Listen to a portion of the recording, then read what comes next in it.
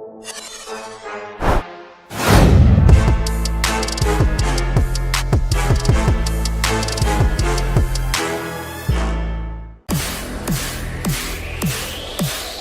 watching Oilers Nation Everyday with Tyler Yaremchuk. Your one-stop shop for all things Oilers. Game 4 of a series. It's always known as a swing game for like 4 seconds. I don't know if that was 0.4 seconds, Aaron. That was 4 seconds. I don't know. Anyways, a very quick edition of the lead to signify how quickly things change in the Stanley Cup playoffs. Welcome into an on-location edition of Oilers Nation Everyday. We packed up the Sports Closet studio, took it on the road, and are out here in the heart of Sherwood Park with our friends at Sherwood Power Sports and Marine for a massive Sherwood Ford Giant Game Day edition of the show. They want to let you know that fishing season is coming up in 3 days, gentlemen. May 15th is the start of fishing season. Oh. All your accessories, everything you need to really dominate this fishing season. Are we doing a fishing derby against these guys? We are. It's in our calendar, Jim. Really? I cannot wait. Coming up in I cannot wait. I'm on a mission. Crawford's catching her first fish this year. Using her rod she bought from here. From Sherwood Power Sports and Marine. Our show, as always, a presentation of Bet365. Download the app today. Use the code NATION. Whatever the moment, it's never ordinary at Bet365. There is so much to get to today because it's been a couple of days since Game 3 of this series. Tonight is a game day. It's the swing game of the series. Game 4 is always the most pivotal in any series.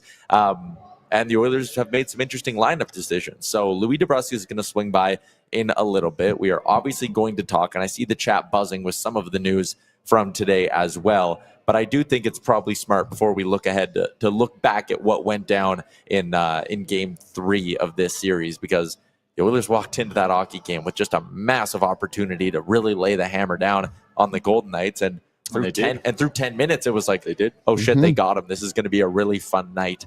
Then it changed. Did that loss, how did you wake up today? Game day, Game 4. Are you waking up confident, or are you back on your heels a little bit from a fan perspective? I'm still mad.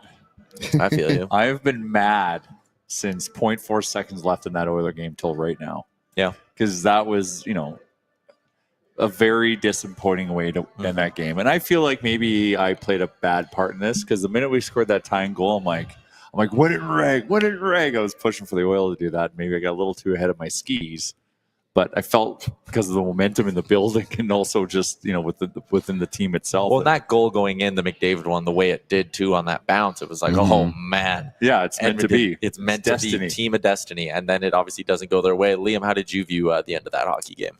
Or I guess the turning points in that hockey game even? I don't think I've ever been at a live event and had that kind of feeling. I don't know. Everyone was just so unsure of what had actually happened. It was shocking. It kind of felt like it went in the moment, but obviously it was waved off as a no goal. And then if you're in the building, you would have seen the Golden Knights all. Yeah, a bit of a shocker, to say the least. But it is what it is. The Oilers are up 2-1 in this series. I think if anyone would have asked you coming into it, the Oilers had a 2-1 series after Game 3, you'd be happy with it. So just got to move on. They didn't play very well at all anyway. I don't know if they fully deserved to win that game. But they didn't win. They didn't deserve to win Game 2, but they found a way to do it because we got timely saves. Well, but it's also a really good lesson that, again, you're not going to get away with not playing your best as long as they did. It is the playoffs. That's right? Fair. But they created this. They created the chance. I think everyone would agree you'd much rather lose that game in overtime than lose it the way we did, because it feels like more of a gut punch, and then builds a crazy narrative, a negativity narrative, and that you really hope that the players just block it out. If we lose that game in overtime and we're 2-1 in the series, you don't view tonight as much of a must win, but because of the way we lost, tonight is a must win. They got to rebalance it. They got to prove to themselves they can do it, because if they don't, then that seed of doubt is just only growing. Yeah. And that's my concern. These guys are pros.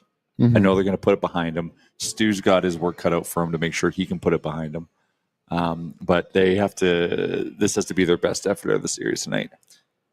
I agree. I think how they come out of the gates tonight will tell us a lot about them. But I would disagree. they came out of the gates and were up 2-0 10 minutes into the game and then fell apart. No, they fell apart. But they were really bad. So it's about staying the course and like playing your game for 60 minutes. Like we can all sit here and talk about timely saves or whatever, but at the end of the day, like those guys just stopped skating at the end of the game. Yeah. There was a 1-on-3 and they managed to score. And that puck wasn't going in the net until it was deflected for our own player as well. So I just think overall, like you're just saying, like start of the game, keep it going. Like don't stop.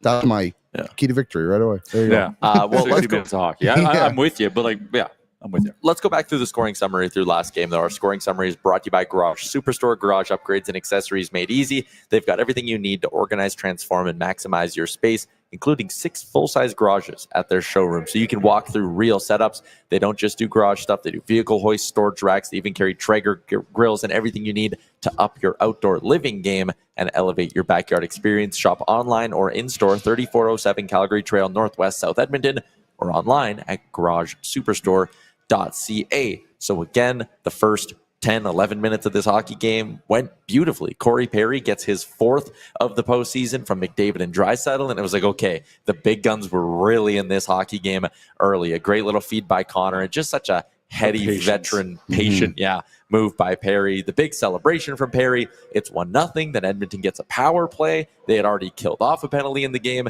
at that point, and it's like, giddy up now, right? Corey Perry deflects one in. That was even a bit of a bounce, and it's like everything was going Edmonton's way at this point, and it just felt like in that building there was no way the Edmonton Oilers were going to lose.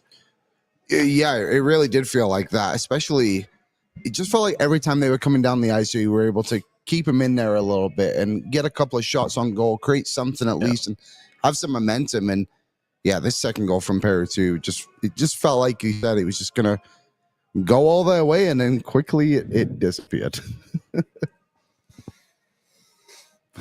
Yeah, it did. You can't even, Vegas then scores to, with how much time left in that period? 4 or 5 minutes? Mm-hmm. Well, they responded, with 5 minutes to go, and then again with 4 minutes to go, so your mission is to close out that period, even at 2-1, and just call it.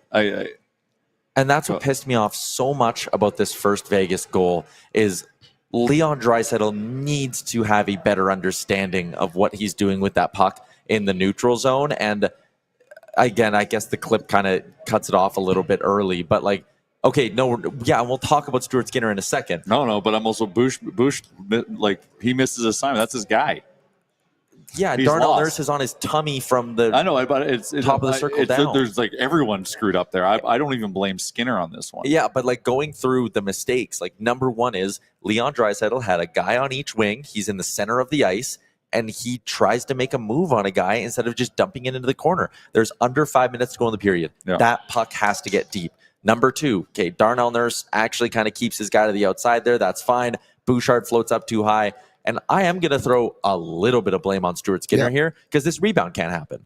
And he has no idea where the puck is. How does he not know that he got all of that puck? And how does he not hold on to it? Goalies need to hold on to that puck. It's right up at his chest, and he freaks out. He sits still. He holds on to it. Yeah, that's fair.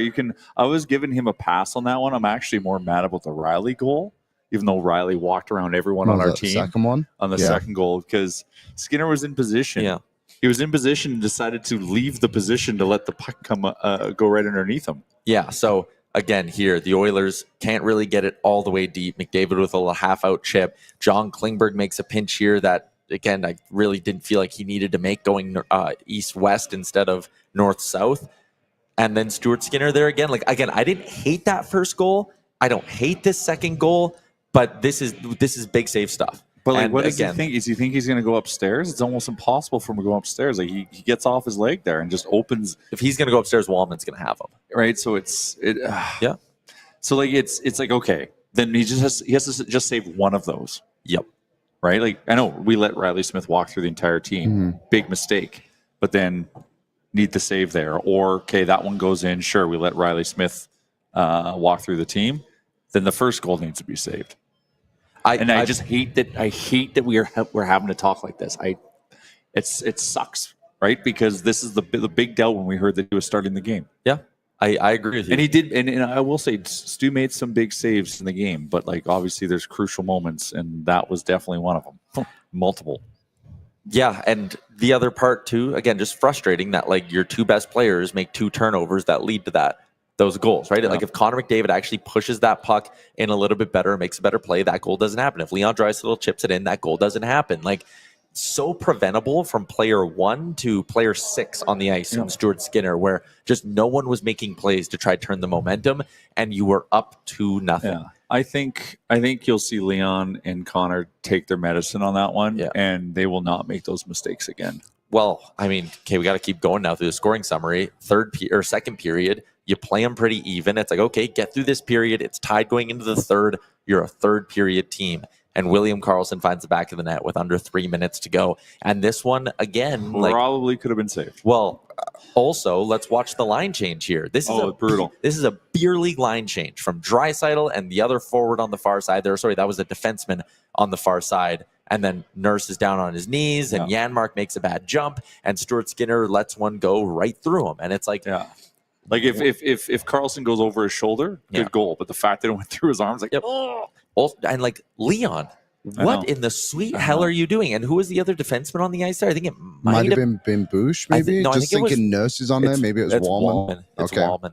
I think with this goal too, like, what is Wallman fucking thinking? The other team has the puck. You're a defenseman. It's a long change. Yeah, even like he's not to blame on this one by any means, but like Janmark maybe can hold his position a little bit better instead of jumping so heavily at the blue line. Like these are just this is the one goal against where I think Vegas actually made a great move as well, making Skinner move side to side a little bit there, and obviously sneaks in, but. This is the one for me. This is on the players ahead of Skinner more than on Skinner. Yeah, and that's fair. There's just so many collective mistakes, and that game wasn't a function of just Vegas putting us under pressure and under the gun. Like we made some big mistakes collectively that they capitalized on, similar to games 1 and 2 against LA. Like we've kind of gone back into that position again, so we know they can bounce back and tighten it up and smarten it up too. And so they just need to do it. Let's just get game 4 over with and just prove that we've got it back on the rails and just call game 3 a whoopsie. I just think it's so interesting the difference between Skinner and Pickard, because at the end of the day, they both allow 3+ goals a game. It's not like Pickard's come in and just shut the door. No, he's still allowing the goals, and some of them aren't great either. The difference being, he's making the big saves in the third period where Skinner isn't making them in the third. Like, he made some good second period saves. You wouldn't be as upset with Skinner if that game goes overtime. And because it's just like, that is just right. It just, everything gets exacerbated with how that game ended. I just think it's his name that makes it so much worse.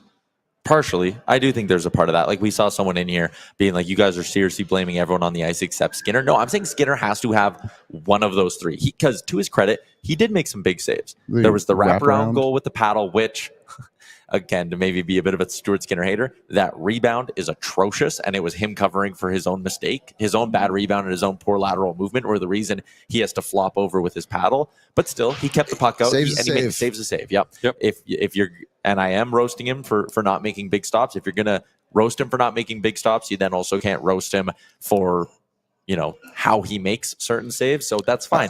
He stopped a breakaway, stopped a 2-on-1. Like, he made some stops. And even like on the first goal, the first goal, he kind of makes that play as well when the puck goes around Nurse. He chips it away. Like, I think he did fine. He just didn't do great. And we were hoping for this big confident return to the net by Skinner.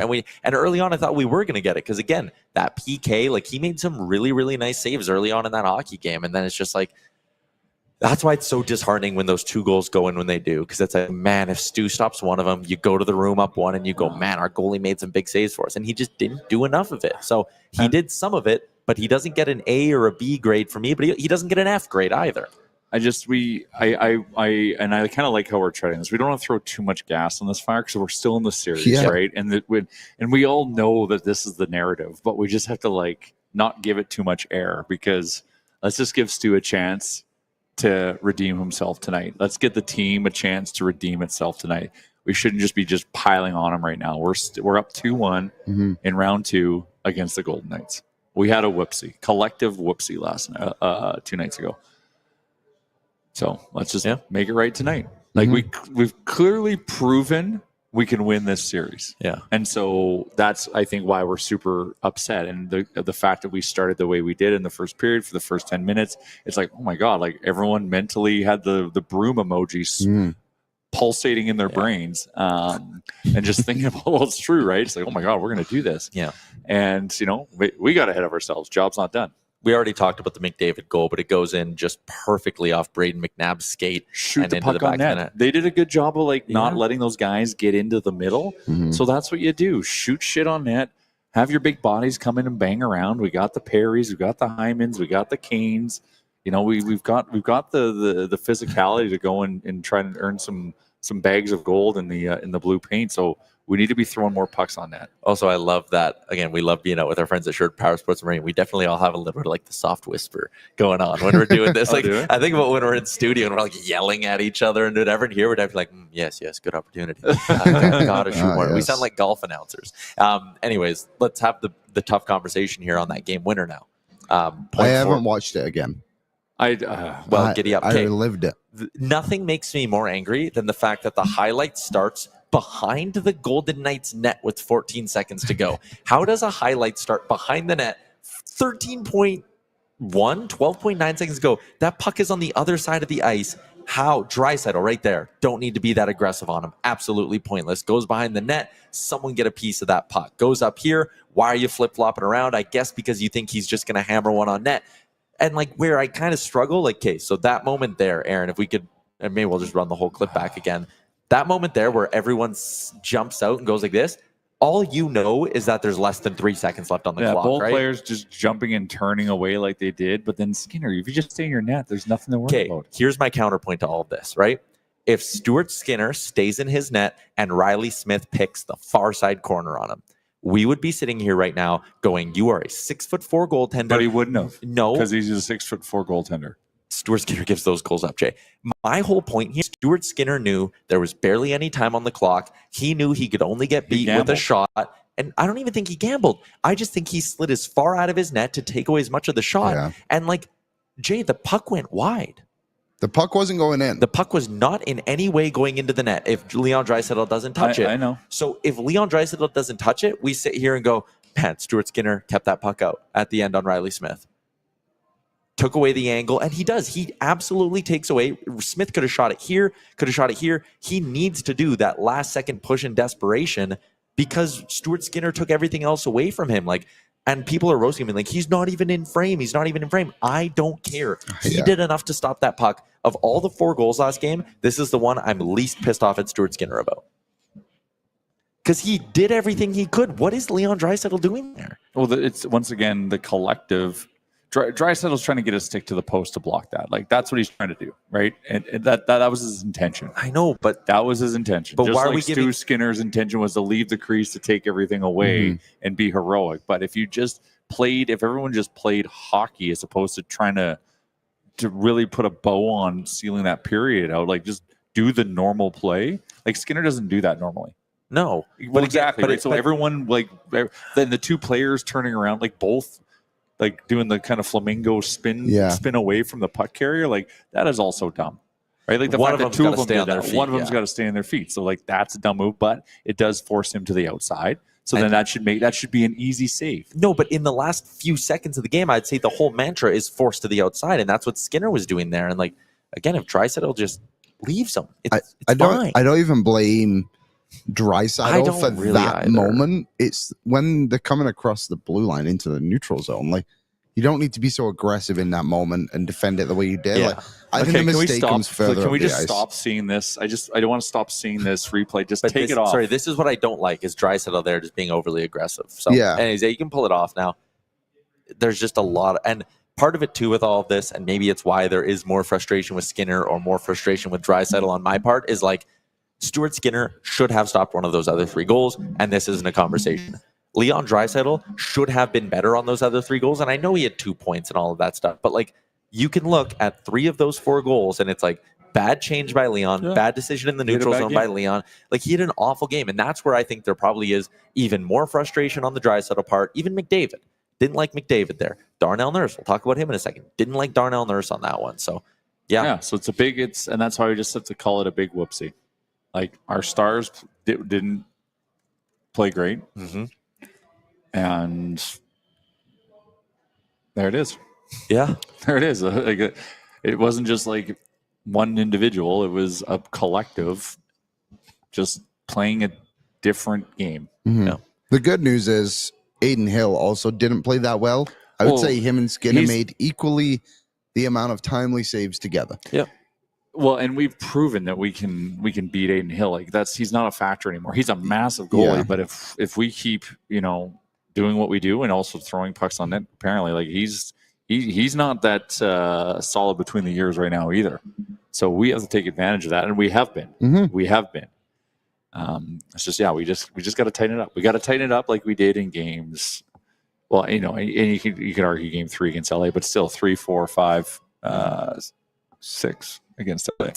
Let's flip gears then. Let's turn the page. Let's talk about game 4 tonight. Let's do it with our lineup report. It's brought to you by Oodle Noodle, celebrating 20 years, more than 15 locations in the Edmonton area. And one of the many reasons we love Oodle Noodle is their support of the community. This month, the Kung Pao is your community box. 10% of all proceeds going towards Sports Central. Okay, here's what we know about the Oilers lineup. No Calvin Pickard. It's going to continue to be Stuart Skinner's crease. Early rumblings that Pickard may need upwards of a week until he's ready to return. A week to from action. The injury, or a week from now? I think it's a week from now. I think he's out the remainder of this series. That sucks. So it's Stu's net. There's only 2 more games left anyway. The other lineup change that we have confirmed is that Ty Emberson is coming out of the Oilers lineup. Troy Stetcher is coming in. Okay. I like that decision. I don't mind that. Again, Emberson got dog walked on that one goal. It was ugly. No, sorry, that was Put Colson. That was 92. Yeah, and not 46. Yeah, it was the 2 defensemen. Klingberg was the one who made the bad jump, so apologies there. But Emberson still, they've barely been playing him outside of the PK. The PK hasn't been that good anyways. So I like Chris Knobloch spent a lot of time today talking about they need to play faster. Ty Emberson leads the Oilers in times hit. Like he was hit more than any other Oilers defenseman this season because he's very slow getting the puck and getting the puck out of his own end. He doesn't retrieve well. He doesn't move it all that well. So get Troy Stetcher in there, who I believe is better at both those things and will play with more pace. This is a good decision. First playoff game for Troy Stetcher as an Oiler, I think. Because he got injured last year and didn't play, if I'm not mistaken. I will fact check that. Let me check. I'm sure that's a fact. Correct. Last time he played in the playoffs was against the Edmonton Oilers back in 21-22 when he was with the LA Kings. There you go. So, yeah, I think that's a good decision.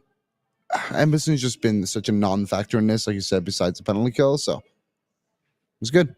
More puck moving. Get the pucks to the forwards. Is Stetcher goal available? Maybe. Asking for a friend. Here's the other thing that we're speculating on right now. It sounds like they're going to be either taking Victor Arvidsson out or he's day-to-day. Knobloch said there's a few guys that are day-to-day, so it's leading to some more questionable areas in their lineup. Arvidsson's been good. But it sounds like they're putting in Kapanen for Arvidsson. Speed. Well, Speed, the name of the game is body. speed, and a lot of people are upset that it's not Jeff Skinner getting that call instead of Kasperi Kapanen. I mean, how I view that, like Gregor kind of said, he was at skate. The line combos were a little bit unclear because they didn't do traditional line rushes in this one. So who knows exactly what they're going to end up doing. I wouldn't have minded seeing Jeff Skinner back in this hockey game. But I understand where they're just Kapanen. Kapanen's a bigger defensive liability than Skinner is. All the metrics point towards that. So the idea that you think you have some sort of an answer by going from putting Kapanen over Skinner, I don't know if I fully see it. Kapanen has a decent bit of scoring touch, but it's not where Skinner is. I don't know. It's not an indefensible decision for me. If your mantra is playing fast, then Kapanen has the edge over Skinner. And if you just look at it through that line of thinking, this makes sense. I'm just a Jeff Skinner guy, so I wouldn't have minded seeing him back in. You just limit his minutes. Well, they may well be 11-7 tonight, I think. Yeah. Maybe he's just lying to us and it is Jeff Skinner. I mean, that wouldn't be that surprising. The lines have been, he literally did the defensive pairings the other day and said, don't read into it. So, I don't know. I think Kapanen, obviously the speed, like you said, is a factor. Like, maybe they're trying to play him because they've already seen what Skinner can do in a playoff game. It's only one game, but depending on the lineup too, like where they need him, like Kapanen just makes sense for the role that they would want him to play. Yeah. Mulek says, should we go get Gaetan Haas then? And I see what you're saying, right? Like, you can't just look at it as I want a guy who plays fast and ignore every other part of their game. It's Joakim Nygaard. But he brings a bit of speed, physicality as well, more than what Skinner would. It's a bit of a different element. So if you're sitting there and you're going, okay, we want to play faster, it's a defensive liability, whichever guy you put in there. So you go with Kapanen because you think, again, at least you're getting that physicality in a fourth line role and he can give you some energy. I don't know. It's not what I would have done, but again, I don't think it's fully indefensible. Also want to give a shout out to Cupier, who donated $69.99. He said, Leo pretty much dragged us into the playoffs and McDavid is McDavid. They have won hundreds of games for us. So I think it's fair to say they can lose one for us here and there. It's an MFN Cup year. And Liam, please say vitamin. Vitamin. Is that how you, is? Yeah, okay. Yeah, it is vitamins. Yeah, it is vitamins. Yeah, they're totally allowed a bad game, and I'm totally allowed to sit here and say they better bounce back from it now. Yeah, well, but they're Leon and Connor. Yeah.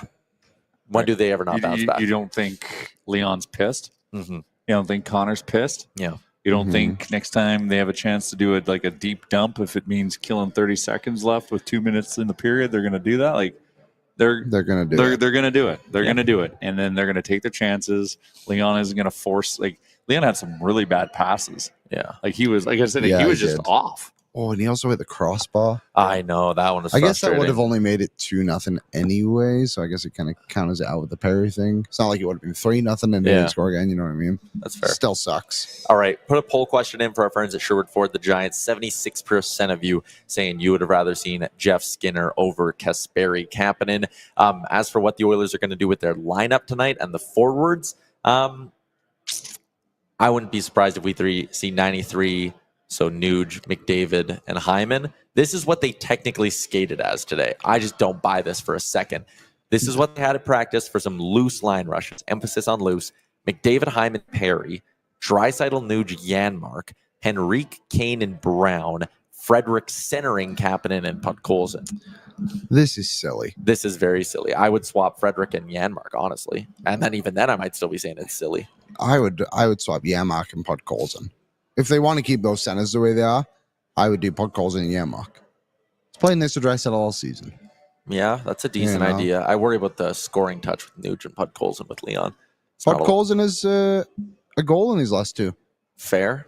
I don't shot know. the puck. I wouldn't mind giving Frederick a look up there and seeing if you can catch lightning in a bottle. I do like the third line. I think that line will be a bit better than first assumed. Need Connor Brown to find it again here. He's been a little quiet. He's back tonight, betting it right now. You like it? Wow, you got a quick trigger finger. Yeah. Well, I couldn't find the Stetcher one, so I got to. They didn't have that. I got to focus that energy on someone. We're gonna get to Louis DeBrusk in a little bit here, gentlemen. But I wanted to point out an article that our friend NHL Sid wrote over on the site. We're going to make it our one big take, brought to you by RV Easy. Your motorhome or travel trailer isn't just for getaways. It can be a moneymaker on wheels. Most RVs sit parked in the driveway. With RV Easy, you can rent out your motorhome or travel trailer and earn over $20,000 this year. Founded, owned, and operated by Canadians, RV Easy takes care of everything, including full insurance, coverage provided for every rental. List your RV today at RVEasy.com. That's RVEZY.com. RV Easy. Rent your RV. Make money easy. Okay, I know we're going to get to Louis DeBrusk in 2 minutes, but I wanted to give some love to NHL Sid, who wrote a really good breakdown. And Aaron, if you want to just flash up the boards, it was kind of about how, listen, it's not unfair to say the Edmonton Oilers need a lot more from Darnell Nurse, and Sid does a lot with the analytics, obviously, but this is Nurse's traditional playoff performance for the Oilers. Edmonton, this year with Darnell Nurse on the ice, are only scoring 35% of the goals. Edmonton, without Darnell Nurse, are scoring 69.2% of the goals. That is a massive difference. You're scoring basically 7 out of every 10 goals when Nurse is on the ice. You're only getting 3.5 out of every 10 goals when Nurse is on the ice. So it's a really big split. And the reason Sid outlined all the other years is because at some point, I think you need to stop doing the whole, is he playing hurt? Is he just playing tough competition? Is his partner dragging him down? We obviously did that with Cody Ceci. The year he was hurt was his best The year he was truly hurt was his best year. So, Aaron, you can go to the next one here. And it's the idea of the new Nurse and Bouchard pairing. Basically, they should not be allowed on the ice together. Go back to that Nurse-Bouchard one. Yeah, that one's good. Nurse and Bouchard together have an expected goal share of 58%, but an actual goal share of 38%. So you can look at that and say, okay, the process is actually decent here, but what's actually happening on the ice is not. That could be a bunch of things. That could be tough shooting percentage, luck on the other end of the ice. That could be your goalie not making a timely save for you. This could also just be the fact that they give up a lot of sneaky grade A chances that maybe don't get graded out that way in the analytics. Either way, the process is okay with them, but the goal share is horrendous. I think they're unplayable as a duo right now. Bouchard without Nurse has been nothing short of elite in these playoffs. The expected numbers are great. The actual numbers are great. When he's on the ice, way more good stuff is happening than bad stuff. Nurse without Bouchard, though, that's where the concern is, because look how much Bouchard actually props up that expected goal number for Darnell Nurse. When Nurse is out there with Bouchard, it's bad. When Nurse is out there without Bouchard, it's somehow even worse. And I don't think you have any choice but to play Darnell Nurse through it. But my concern here and my one big take would be, after 3 years of the numbers not being good, how can you be confident that it is going to change? So, yeah, you're right. What do you do then? Like, who is he good with?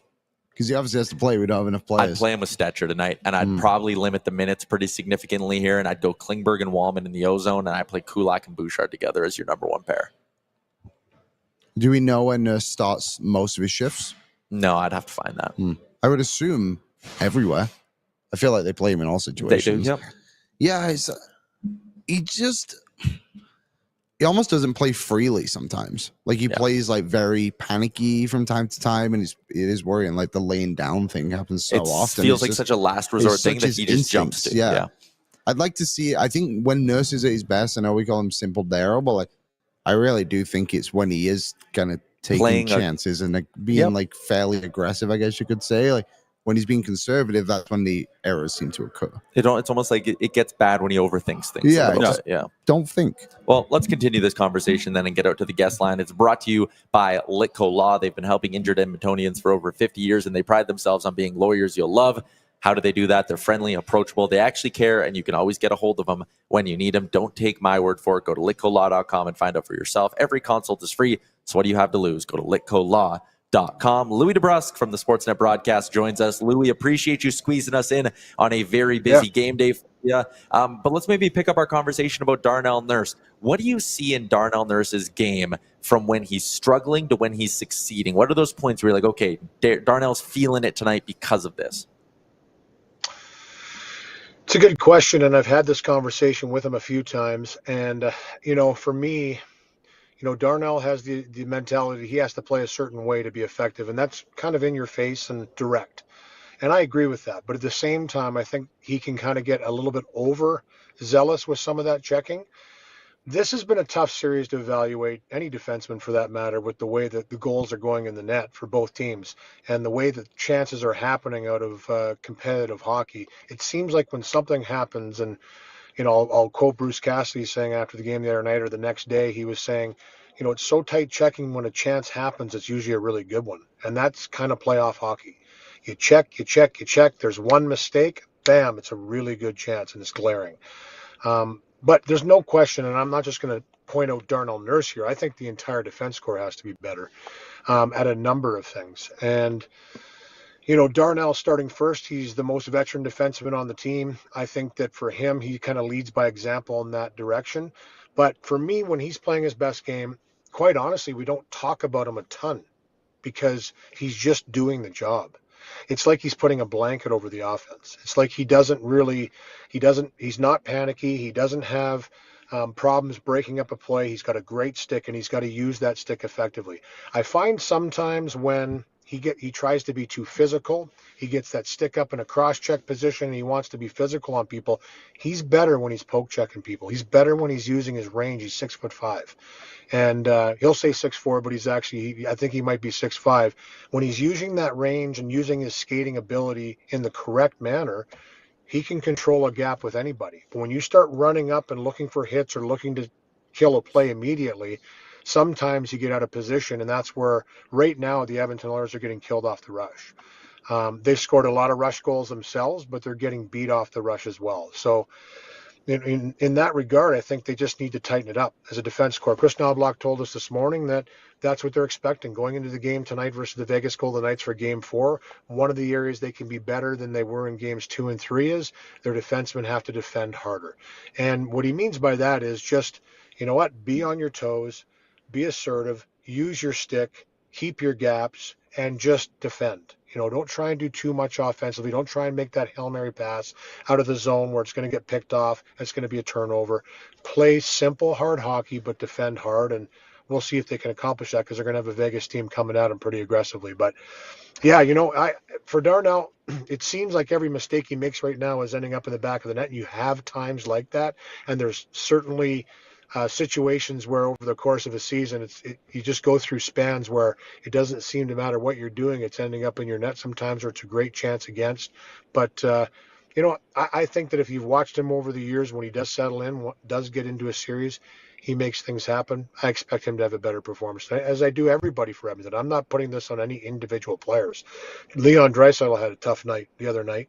Had 2 assists, I understand that, but I think he knows that he can be better, and I think what it is, it's in the details. It's in the details of the game that the Vegas Golden Knights have seemed to elevate in games 2 and 3, and in my opinion, Edmonton has dropped off in that regard. So I'm expecting a bump from everyone.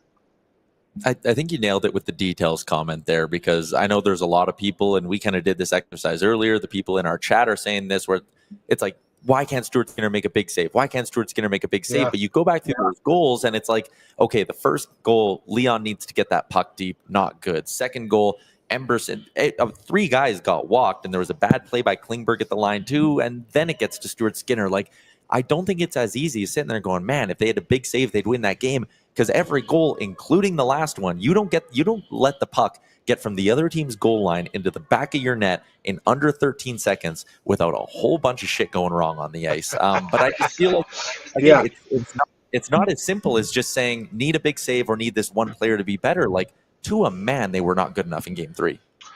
I agree, and I'll kind of elaborate a little bit on that too. I know we talked to Stuart Skinner this morning, Jack and I, and we had a good conversation with him. And he's trying to find his game, and he wants to make that big save. Every goaltender thinks they should make that big save. So it's not like he's thinking he's playing great and, it's everybody in front of him. I'm telling you right now, he wants to make every single save that comes his way. Playoffs are a little bit different, though, in the sense that, like we talked about earlier, these chances are coming very quickly, and they're high-grade chances. And I think, people were giving him a lot of hard time for coming out being aggressive on Smith there. It was the right play. We do nothing but praise Calvin Pickard for being an aggressive goaltender at times, and quite frankly, just making the save and getting out, doing what you have to do to prevent a guy from getting a clean shot on net. And then Skinner does it, and all he does is get chastised for it. So I kind of look at that and said he did what he needed to do on that play. Everybody was bailing out, trying to block a shot, not let that shot get through. All of a sudden, Smith's with him. If he just sits in his net there, you're going to allow a guy that's been around for a long time. You already beat him once early in the game with a real nice play. He just might pick that corner and put it under the bar anyway. He forced his hand, and unluckily it went off of the stick of Leon Draisaitl. Credit Smith for making a game-breaking move with 0.4 seconds on the clock. But again, to further your point, I just think that everybody needs to ratchet down a little bit. I thought the Vegas Golden Knights, and their game is based off of checking. It always has been. Their game is always based off of checking. Any Bruce Cassidy team is going to be a checking team. That's how you play. Simple as that. If you don't play that way, you don't play for the Vegas Golden Knights. They checked better than Edmonton did. They made it harder for Edmonton to get clean out of their zone. And they were able to get out of their zone a little bit more efficiently in games 2 and 3. It started to build. So for me, I think Edmonton needs to make that more difficult. Edmonton needs to make it more difficult for their defense to find their forwards. And when the forwards have that puck, the defense of Edmonton need to make it much more difficult in gaining the zone. Have to step up hard, have to be more aggressive, good with their sticks. A real good backtrack has to be there to have the confidence to step up. It's the rush goals that are hurting them right now. And I'll even say this. I think sometimes in the panic of, and I don't want to say panic, but in the urgency of playoff hockey coming back and trying to get back to the house, you're seeing a lot of plays from behind. You're seeing players come late that are getting those opportunities. I know Rick Bowness picked it out, and a great coach throughout his amazing, illustrious career, that's the dangerous guy. Typically on the rush, you're defending the middle so well, it's the late guy coming, the Corey Perry goal, right? Came late. Connor finds him, walks to the middle. Vegas went back too deep. Both teams are guilty of coming back a little too aggressively and leaving some space behind, and I think they need to clean that up as well. And just sorry, quickly on that note, I would love to see Edmonton has 4 defensemen, even 5 if you want to count Brett Kulak, who are very, very good at recognizing those opportunities to jump up. Would love to see more of that tonight. Liam. What did you make of the line changes, Louie, and the guys coming in? Obviously, Stetcher in for Emberson. It looks like Kapanen's going to come for Arvidsson, and even Janmark to the second line. What do you make of everything going on there? Yeah, they really shuffled it up, and I don't know if those are the lines we're going to see, to be honest, that they did in the morning skate this morning. It was kind of one of those mishmash, but maybe it will be. And you know what? Quite frankly, I think anytime you have a loss, and I think if you look at the last 2 games, things have been starting to go, a little bit off kilter for Edmonton as far as chances against and building. And listen, they've won one and they tied the game up in the third period. So they've been really close games. We're talking very fine margins here of winning and losing. So, but I think they want to get some fresh legs in there. Kapanen's very fast. He's a fast skater. They want to get some quickness with the wings. They want to get guys in there, forechecking, finishing bodies. A little bit bigger than Arvidsson. So he's going to be able to finish more checks. He's been in these situations. He's played quite a few playoff games in his career. So I have no problem with that. And Arvidsson, you know what? Listen, he's hot and cold. And he has dealt with some things this year. I don't know if he's dealing with anything right now. I don't think so. He was on the ice this morning. But this is just a change to get some fresh legs in there and a fresh perspective. Maybe give the lineup a little jolt. And I think the Troy Stetcher, for me, and I know I heard you guys talking a little bit earlier, is to get he might play with Darnell Nurse tonight. I think you're going to see that pairing tonight start the game. They seem to be a comfortable pairing. They played together a lot during the regular season. You can always shuffle. Paul Coffey will shuffle the defense core where he needs to kind of get things going. But at the start, I think you're going to see those pairs that they've been familiar with go back together. I know Wallman played a little bit with Bouchard too, so we'll see who does that. I know you guys mentioned Kulak. We're going to have to wait and see who they do line up with. But I know one thing's for certain: there will be some shuffling. But I think it's just a punch to the lineup, guys. I mean, Ty Emerson, and I'll be honest, I don't think he's played terrible. I think he's played okay. He just hasn't played a lot. And when you get put on the bench like that, and trust me, I've been put on the bench in my day, it's really hard to get back up and running in the game. Once you're sitting there for a while, the coach might want to get you in there, but it's a real difficult thing, especially with how fast this game is being played right now. I am so impressed with, I'm between the benches there, and I'm watching how fast these teams are going back and forth. It's incredible to me how quickly they get through the neutral zone. There really isn't one. So you have to make decisions really fast. And I think if you've been sitting for a while, you're cold, you're just not maybe ready. I don't think a coach wants to chuck them back in that situation. But Troy Stetcher's a gamer. He's a competitor. You're going to get 100% from him every shift he's on the ice. And I think that's part of it, too. A very well-liked guy in the room. Just quickly on Stetcher and Nurse, they played 470 minutes together at 5-on-5 this year. That's the most Darnell Nurse played with any Oilers teammate at 5-on-5 during the regular season. So familiarity. People keep asking in our chat, Louie. Obviously, Jeff Skinner is someone who's not in the lineup tonight. Do you think the difference between him and Kapanen going in over Skinner is purely just the speed factor then? 100%. I do. Right-handed shot, too. He can play center, can play wing. And I think the speed. I really do think the speed. This is a fast series. It's a really checking fast series. And I think that that's what they want to bring in there. And the one thing Kapanen's shown is that when he wants to ratchet up, and he'll be fired up to play tonight. He was buzzing in skate this morning. When he's fired up and buzzing, he's a very fast skater, one of the fastest guys on the team. So you're injecting that speed into your lineup.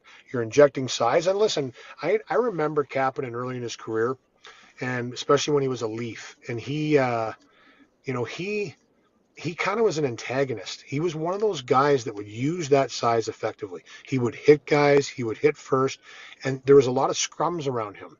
And he created that because guys didn't like the way he was hitting them. So I expect him to be getting on the body tonight too. And I think Edmonton as a whole can get on the body a little bit more. A couple guys are banged up on the opposition. You should never be turning away. You should be looking for opportunities to finish those checks. And that's playoff hockey. Louie, before we let you go, appreciate you popping on again. I wanted to ask you one question about a series that's not Edmonton and Vegas. In the Dallas-Winnipeg game the other day, we saw Mason Marchment give an official a whack on the shin pads there, and it was Graham Skilleter.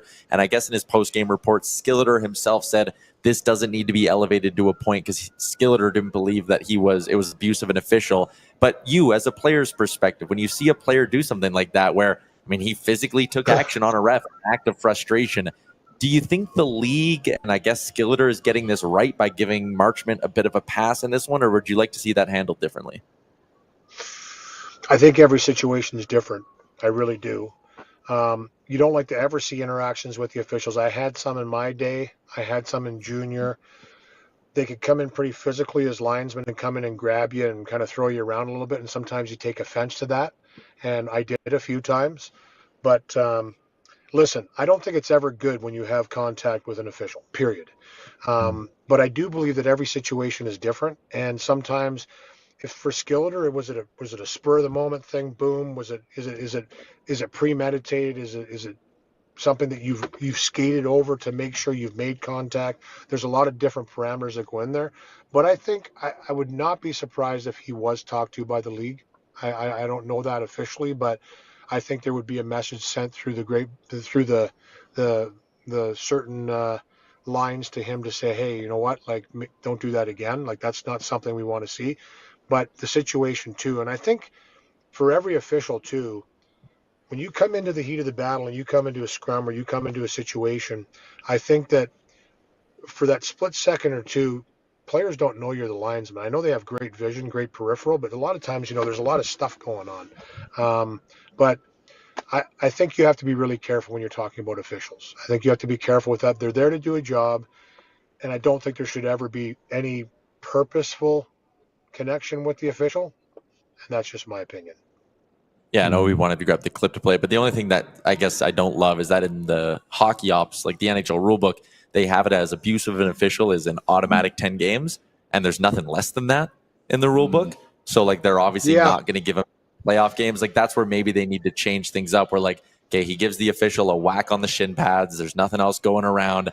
Okay, you're right. That's probably not worth 10 games, a love tap on the shin pads, but also, if you hit a ref, you probably shouldn't get away scot-free in the whole thing. So it was an interesting one of the many lines from that series. Or something. Yeah, or maybe a fine, maybe or a one game or something. Like, it is cut and dry, isn't it? And that's why it's so severe, is because they don't want that happening. Here's here's him coming off right here, and that does not. That was pretty. That's just like, hey, you missed that call. Like, he's pissed because you still can't. It doesn't matter if it's malicious just or like not. hey, but you still can't use your stick to whack an official to tell him you didn't like a call.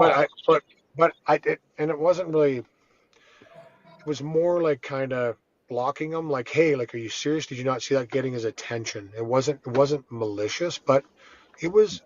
Listen, I think they addressed it, but if it would have been like a chop, then I think it would have been a little bit different. I mean, there's been a few. There's been referees and linesmen especially breaking up fights that have been punched. Even though I know that it's not necessarily what you're aiming for, that's part of it. It depends, though. If you're way over there and the punch is thrown off to the side, that's a different situation than if you're trying to hit the guy in front of you and you graze the linesman on the way through. I mean, they put themselves in harm's way to break up fights, so they understand that's going to happen sometimes. But that, to me, I think they handle it right this time, but it certainly raises awareness about. You bring up a good point, Ty.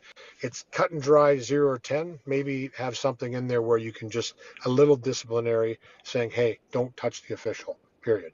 But listen, they try and be in the game. Like, that's the one thing. I had good conversations with referees when I played. They want to be a part of it. They want to be in the mix. They want to be kind of not in the game, but also like rubbing shoulders with the players too, because they have to be in that mix to make the calls they need to make, and they have to be able to see things. So there is incidental contact where it happens, and sometimes it's a bump, it's a push. There's nothing you can really do about it. I don't think that wasn't a malicious thing with Marchment. I think it was just, he was trying to get his attention. He did make contact with the shin pad, but I don't even know if I'd call it a slash. Yeah, fair. All right, Louie, we'll let you go. I didn't get a chance to hear your call last game because I was in the building. The people in the chat, though, were saying the voice is a little raspy. Louie, you playing through anything? Yeah. Are you feeling okay? Yeah, no, it is. It's still there, and that's why I'm drinking the tea. Good man. Sorry about that, but it's when I'm low, I'm fine, but when I get elevated is when I start to hear it. So I'm battling a little something, but it's at the end of it, I hope, and I'm going to battle through it again tonight. We'll see how it goes, but it seems to be getting better every day, so that's a positive. But I think there's a lot of Bruce Cassidy's he can't talk. There's a few other people in the Vegas organization, so probably something picked up in Vegas that you don't even know when you're traveling the road. So, but I appreciate all the well wishes. I'm getting the honey and soup going pretty hard, so we'll try and battle through it. Perfect, Louie. Appreciate it. Have a good call tonight. Thanks for doing this. See you later. Okay, guys.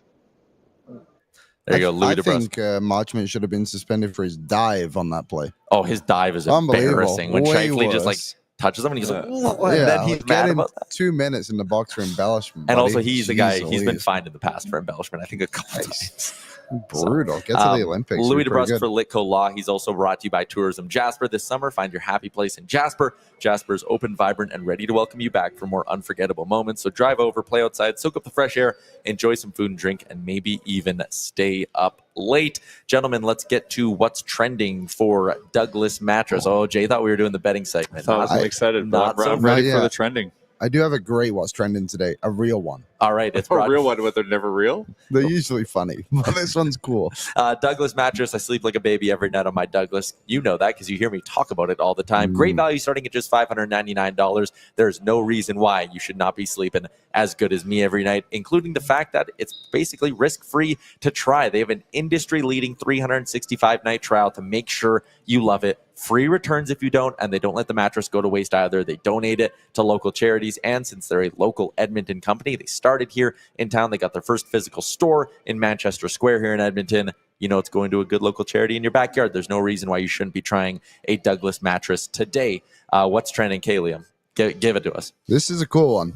Oh, Arjun Atwal was a nominee for the Willie O'Ree Award. Oh, hey. So Arjun used to be the captain of the Sherwood Park Crusaders. He's from Edmonton. He might have played with Jake DeBrusk. Okay. I think he's a Southside kid. So he does a lot of work with the South Asian hockey community. Mhm. Does a great job. So I just wanted to give him a shout out. Should get him on the show. we're Go going vote for him. to. It's a We could public get him on vote, the show. so Yeah. the minute that gets out, we're gonna put some steam behind it. Yeah. Get our boy to the winner's circle. There Who you can I go. see? There you go. There he There is. you go. Shout That's out to him. Arjun Atwal. Yeah, he does. James Hamblin actually helps him out a lot as well in the Yeah. summer when he's in town. So pretty cool that he was recognized for that. Good job, Arj. The other thing I have trending, Rod Peterson. He used to be the voice of the Saskatchewan Roughriders. Yes. Now the host of the Cats and Bolts podcast in Florida. Rod Pete, like from the Rob Peterson show. Yeah. Okay. He's reporting Ken Holland will be the next GM of the Oh. LA Kings. Now I know what you're thinking. How would Rod Peterson know that? But if you remember, who was the one who He did reported Dave Tippett, right? No, 2 weeks before the Oilers hired Ken Holland, he tweeted Ken Holland will be the next GM of the right. Oilers and nailed it. So There you go. also My flight with Kenny to Montreal. He told me he still had the juice to Yeah. want a GM. Also, Mackenzie Simpson, who used to be an intern when I worked at TSN 1260, she had a tweet the other day that she saw Ken Holland at LAX. Wow. With Who a do you think dream in a Ken- cardigan? Hey, who do you think Ken Holland's hiring as his next head coach? Dave Tippett. Jay Woodcroft. He fired him. Still, Woody. Do you don't He think owes if you- him one. I would say they both felt like they were scorned a little bit by this Oilers organization. You're telling me if Ken doesn't pick up the phone and go, "Let's get him," that Well, was He's not just signing up for keeps that. adding more Oilers pieces to try to take us down. Eh? Fogel. It's like Thanos. Liam, who else are they going to add? Yeah, they can take all our scraps. We'll be them anyway. Oilers in 4 next year. Marchment / unofficial. We talked about that. The Max Domi hit in that Toronto series. I hate that the league doesn't just give guys a game easier. Max Domi runs Alexander Barkov from behind with 10 seconds left in the game. They're down 4-0 or 2-0 or whatever. There's no reason to do that other than I just want to hurt someone. So I hated that Domi hit. Also, in that Dallas Winnipeg series, the NHL had a 7-minute video review for a goal. Oh, and they got it wrong. And I think they got it wrong. Yeah. It was on a kick in from Alex Petrovic, who, by the way, How was he so far up the ice? well, that too. Petrovic scoring his first NHL goal in 7 years, more than 7 years, which is crazy. It's such a good story. That's why they did the 1 minute per year to honor it. 1 minute per year for the review. So, Jay, I'm sure you can see this. He kicks it from the goal line. It goes off Hellebuck and in. Yeah, it goes off but also going off another player. It does not hit No. anyone else. And What? That got redirected. in the rule book, it says that even if the goalie attempts to make the save and knocks it in, it shouldn't be allowed as a goal. Not quite like that, but something similar. So on the panel, I think this should have been Kick. disallowed. Okay, watch kicks, and then It misses both of those. doesn't that look There's like a- it? Doesn't that look It like it does. directed? I It think hit the- his I stick. think It hit the- the goalie's stick. Yeah, hit the but goalie the stick, goalie yeah. it can only be off a player, not a goalie to go in. the puck bounces. So then, yeah, hit Hellebuck, goes in, but it should have been a no-goal. They said Hellebuck propelled the puck into the net, which is one of the key differences. Because that wasn't going in the net. Or was he just trying to make the save? But also, too, the way the puck bounces right there to kind of change angle as well, which would tell me that the puck kind of was just going in anyway. You know what I mean? It had so much spin on it. It's a tough one. And this was the game-winning goal. It was the game winner. 10 minutes to go in third period. There you go. That is what's trending for our friends at Douglas Mattress. Gentlemen, betting segment time for our friends at Bet365. Bet365 is an official partner of the Stanley Cup playoffs, and you can get in on the action now. They have you covered from game props, player props, totals, and money line. You can even bet on futures like series winners, conference champions, and of course, the Stanley Cup champion. Whatever you bet, it's never ordinary at Bet365. Download the app, get in on the game. Must be 19 or older. Also, one more quick thing from what's trending. Blue Jays have won 4 in a row. Go Jays, go. I profited nicely on the weekend from that because I got roasted by the Oilers on Saturday night. Bet365 Game Day Betting Challenge. Why are you staring so intently into the camera? I don't know. Just dialed in. All I can think about is tonight's game. You're 5-2 in the betting challenge. 19.55. Yeah, I think it might be. Job's not done. It's going to be very hard for Liam and I to get up that many units in this betting challenge, but we will try. Jay, the runaway leader. Here's what I got for tonight. I am going with McDavid 2 points, Draisaitl with a lot of shots and a big goal. I think he's going to be obviously highly motivated to bounce back from his poor performance in Game 3. And simple, Edmonton Oilers on the money line. So again, the big guns are going to be the driving force behind this hockey game tonight. It's going to result in a plus 700 parlay cashing for me. Liam, what do you got? What did I go with? Oilers money line over 2.5 goals, Draisaitl goal plus 240. A lot of similarities here. Yeah, a lot of similarities. If I hit mine, it means you've hit yours. So that's good strategy from you. It pays the exact same too. Plus 240? Yeah. Oh, sorry. Ties was 7. I'm looking at your. I'm thinking they're two different screens. They're the same screen. The same screen. Jay, what do you got? I had to change my bet last minute. Blurring out how much money you put on it. I put $40 on it, if I'm being honest. So I think McDavid showing up. You guys think so too? 2+ points. I think Skinner's going to get over 23.5 saves because he's going to get this monkey off his back. Yep. I went Oilers money line, and Leon's going to make up for his mistake. He's going to score a goal on their net this time. I like that. I Plus think 750. They're going to win like 6-2 tonight. And you're going to I had puck line originally. No, you're going to be sweating at the end because Vegas is going to have 2 goals on like 24 shots, and you're going to be sweating in the final minute and like, shoot the puck, Vegas, and you're not going to get it. That's my prediction. I think whatever, man. As long as they win, I actually don't care if I lose that bet. I want the Oilers to win. That's fair. I want them to win so bad. I'm thinking I might not even bet on the money line tonight. I might just. I'm leaving all that out of it. Just win tonight. I don't need to be putting money out there. You would bet on the money line. If you should not be doing anything else but. I'm thinking I might not bet on this game is my point. I'm a little bit like, I don't know. I'm just nervous. I'm nervous about this. You're not making that bet you just suggested? I will. I always cave at the end. Jeez. I'm just so nervous right now. I'll get more excited closer to game time, but I'll be honest. I'm nervous about this game tonight, guys. They made us nervous. They made us feel nervous. Yep. So now tonight's a must win. But I think the teams are going to. I think the teams are going to show up. So that's the recipe to win. Is what I laid down as my bet. I wouldn't be nervous. Don't be scared. You'll be fine. Shout out to our guy Ryan from the What the Futures podcast. He hooked me up for the game tonight, so very excited about that. Thank you very much to Ryan. You always see me rocking my What the Futures cap on the pod.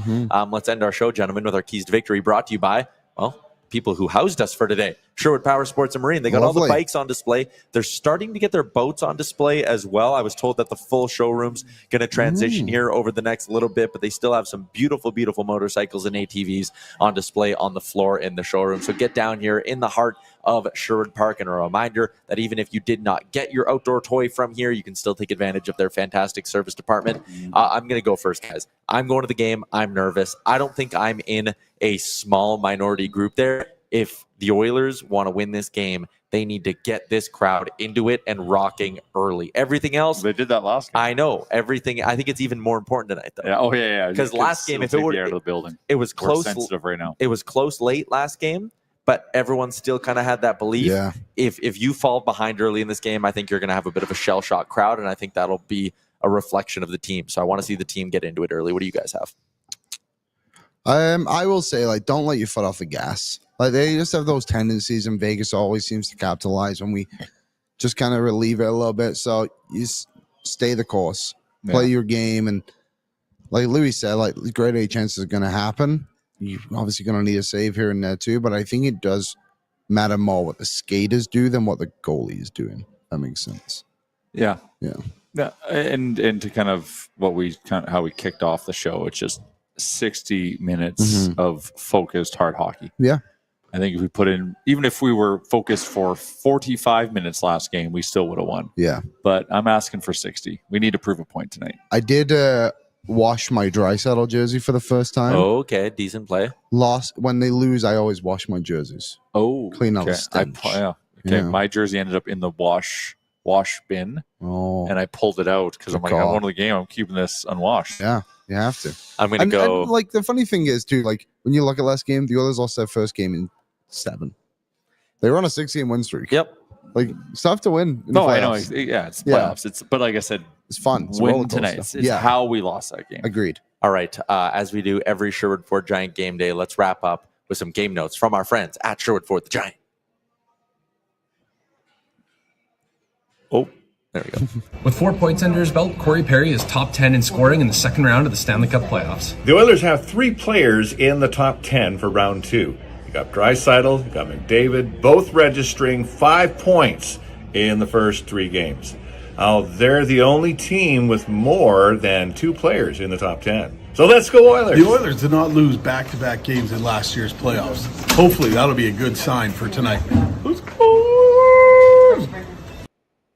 Back-to-back home games. Back-to-back home games. They have not lost back-to-back home games since the series against Colorado all the way back in 2022. So Been a minute. That's a good omen for tonight. If you want to believe, it is that. The Edmonton Oilers do not lose back-to-back games on home ice in the Stanley Cup playoffs, and they are trying to avoid that tonight as they take on the Vegas Golden Knights. A chance to go up 3-1 and push the Golden Knights to the brink of elimination. Should be a rockin' one down at Rogers Place. Everybody in the YouTube, for our friends at Odd Company Brewing and the Nation Beer Everyday Lager, a crisp, clean lager crafted not just for game day, but for every day. Giddy up. Shout out to them. We're sacking the fortress. Yes, we are. Sacking the fortress. I don't mind that. Prepare. I don't mind that. All right. Enjoy the game tonight. New episode of Real Life drops later on this afternoon. And then Boards Eat Live, 6:30 pre-gaming and then post-gaming with our friend Devin Dubnik. That is tonight on the Oilers Nation. YouTube, we'll see you all back right here tomorrow. Noon Mountain. Oil up.